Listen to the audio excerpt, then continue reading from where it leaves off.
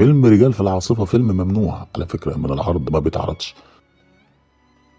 اتفرجت عليه، هو فيلم نادر جدا يمكن، ومش عارف يا ريت يكون يعملوا له نسخة منقحة او نظيفة شوية. انا شفت ان الفيلم حلو جدا. فيلم بيتكلم عن محمود المليجي اللي عليه حكم بالاعدام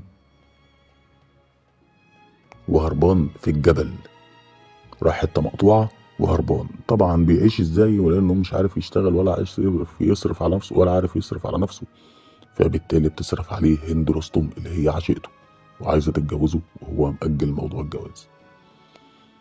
فبالتالي هي بتنزل تنشل، فمفيش سكان كتير هناك ولا حاجه الا ناس شغالين عند محطه قطر بضايع بقى، قطر وقود حاجه زي كده، في منطقه مقطوعه.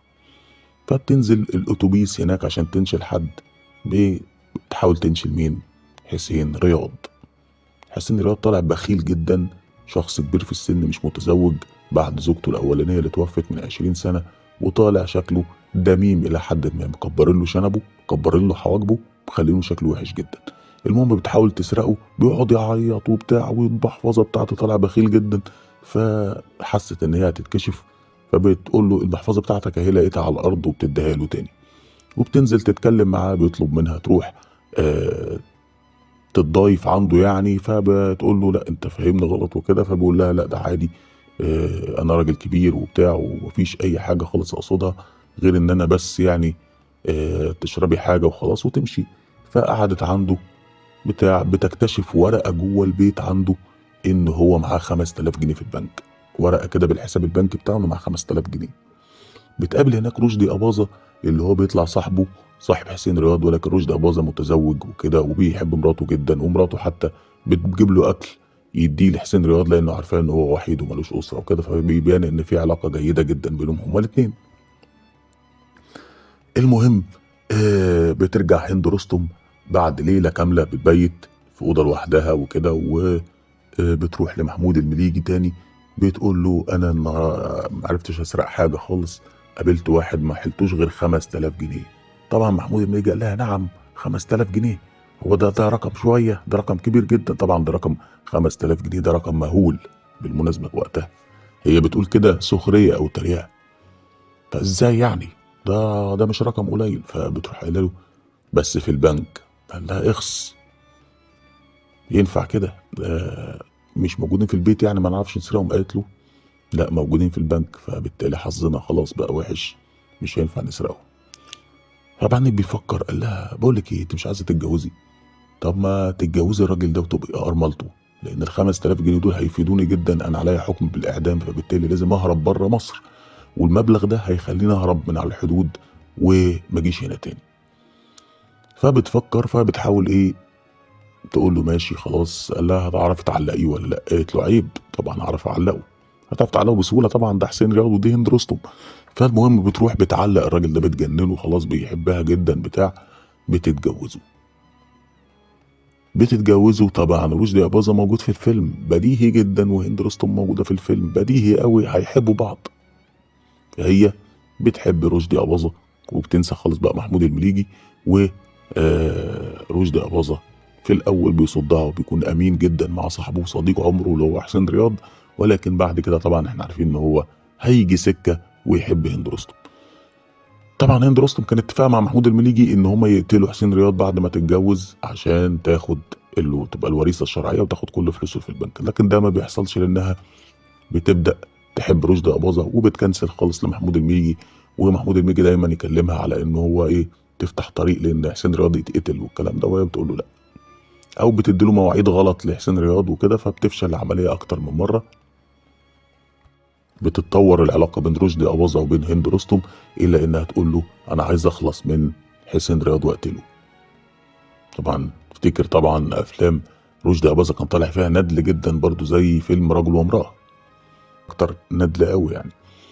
فبيتفق معاها مع الزن الشديد جدا انه يقتله، او يعني بيبدأ يميل كده. بيحصل مشكلة في الشغل لحسين رياض فبيفقد السمع، ودي الحتة الاوفر في الفيلم قوي، انه بيقع بيفقد السمع. طبعا احنا عارفين ان هو هيقع وقعة تانية السمع هيرجع له، ده استسهال، وده حاجة في الدراما مش حلوة خالص. يعني الفيلم كان ماشي كويس لحد الحتة اللي فيها استسهال دي، حتة هندي قوي. هتلاقي حتى فيلم الصباح وكذب بتاع احمد ادم ده بقى تقريبا متاخد منه في الحته اللي هقولها لك دي، ان هو حتى لما بدا يسمع ما قالش للناس اللي حواليه انه بيسمع. المهم هو ما بيسمعش وكده، وهند رستم عماله تتكلم بقى بشكل ايه مباشر قدامه، بتكلم رشدي اباظه على انها عايزه تتجوزه ويخلصوا بالراجل ده، على اساس ان هو مش سامع، وهو فعلا ما كانش سامع. بس هو ملاحظ انها بتكرهه او تصرفاتها وبتشوح وكده. المهم حسين رياض في مره نزل مشي وقع، رجع له السمع تاني وراجع فرحان قوي عايز يقول لهم انا بقيت بسمع، لقى رشدي اباظه في بيته. فقال له ايه ده، انت ايه اللي جابك هنا؟ قال له لا ده انا جاي هنا بسال عليك وكده. فطلعت هند رستم من جوه وبتتعامل على ان حسين رياض ما بيسمعش، فبتقول له يا ساتر هو ده رجع، ده احنا عايزين نخلص منه، احنا عايزين نقتله، بكره انت تقتله وهو بيصطاد تيجي من وراه تزقه في الميه وخلاص. فحسين رياض طبعا بيسمع الكلام وبيقعد معاهم يتعشى. رشدي أباظة بيشك ان حسين رياض يكون بيسمع، ولا بيبص لي بصات غريبه، انا حاسس ان الراجل ده سامعنا. فبتيجي من وراه وبتخبط غطاين حله في بعض. فطبعا حسين رياض بيتقن قوي فكره ان هو ما بيسمعش، فبيصدقها تقول له شفت هو ما بيسمعش.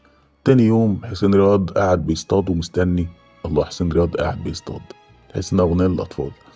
المهم قاعد حسين رياض بيصطاد وبيستنى رشدي أباظة من وراه جاي. فبيروح على آخر لحظة وهو شايف خيال رشدي أباظة بيروح إيه جاي يمين، فرشدي أباظة بيقع في المية. وبيقعد يقول له بقى أنا ما كنتش مصدق والحاجات بتاعت حسين رياض دي، وكنت قاعد مستنيك وهنت عليك العشرة والكلام ده كله. فرشدي أباظة بيقول له لا دي شيطان، احنا ازاي عملنا كده في بعض وبتاع، احنا لازم نخلص من الشيطانة دي وكده. بيجي محمود المليجي بيبقى عايز يقتل حسين رياض، بيكتشف طبعا انها وقعت في حب رشدي أباظة فبيحاول يقتلها. المهم بيحصل معركة طبعا بين رشدي أباظة ومحمود المليجي، وبتنتهي المعركة دي بإن آه، محمود المليجي بيقع على الأرض وبيجيب سكينة من رجله وبيحدفها ينشل على رشدي أباظة. طبعا السكينة بتيجي في مين؟ هند رستم. حصلت قبل كده في فيلم تاني برضه، هند رستم خدت السكينة، وبرضه هند رستم الشريرة اللي مبعوثة من العصابة عشان تجيب فلوس، نفس هي محسب، وهتحس ان برضه ايه نفس الفيلم ده هو الفيلم ده. فهي برضه ايه خدت السكينة بدل رشدي أباظة، دايما تاخد السكينة هي بدل رشدي أباظة. فخدت السكينة في ظهرها بدل رشدي أباظة وماتت، وخلص الفيلم على كده بهذه الدراما. طيب هل ما بيتعرضش ليه؟ هل هو فيلم فيه إباحية مثلا، أو فيلم فيه ألفاظ مش كويسة، أو فيلم فيه فترة من الفترات كان مثلا فيلم بيهاجم أو بينتقد أوضاع معينة كان ممكن يتمنع؟ لأ. طب فيلم فيه كلام عن الدين وكده فيتمنع؟ لأ.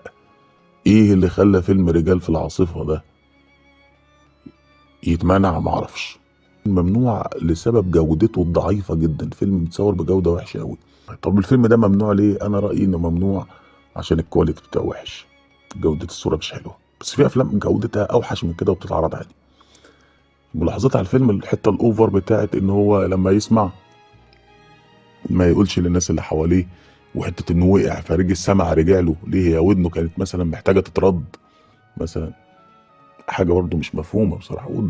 يعني أنا الفيلم عجبني جدا، انبسطت بالسرد بتاعه جميل جدا، بس تقليدي شوية في فكرة الزوجة اللي مش طايقة جوزها خالص، اللي بتقعد تشتم عليه طول الوقت وكده يعني. وبرضه فكرة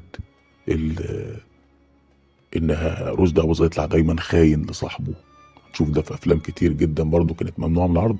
ودي كانت حلقتنا النهارده، ما تنساش تشترك في القناة وتفعل الجرس وتدوس لايك لو الفيديو عجبك، وانتظرنا في الحلقات الجاية.